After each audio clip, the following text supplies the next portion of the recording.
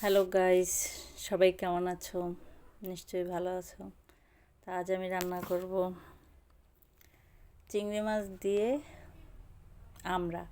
তা প্রথমে কড়াইটাকে গরম করে তেল দিয়ে তার মধ্যে চিংড়ি মাছ দিয়ে দিলাম। চিংড়ি মাছটাকে ভালো করে চিংড়ি মাছটাকে একটু ভেজে নেব। ভেজে নেওয়ার পরে লবণ দিয়ে দেবো। তারপরে এটা ভালো করে ভাজার পরে পেঁয়াজ রসুন বাটা দিয়ে দেবো। পেঁয়াজ রসুন বাটা দিয়ে মশলাটাকে আগে ভালো করে কষাবো।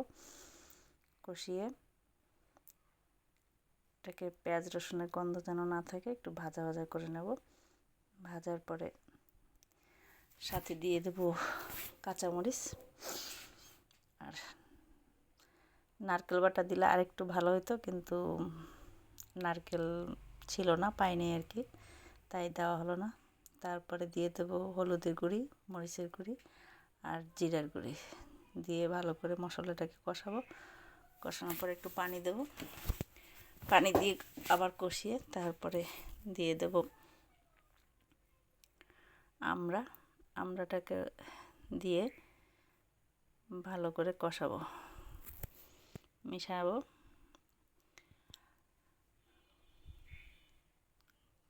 ভালো মতন কষানো হয়ে গেলে তো মশলার সাথে মিশানোর পরে কষিয়ে পানি দিয়ে ঢেকে দেব। তারপরে কি আর যে কষানো হয়ে গেলে পানি দিয়ে দেবো আমি সাথে।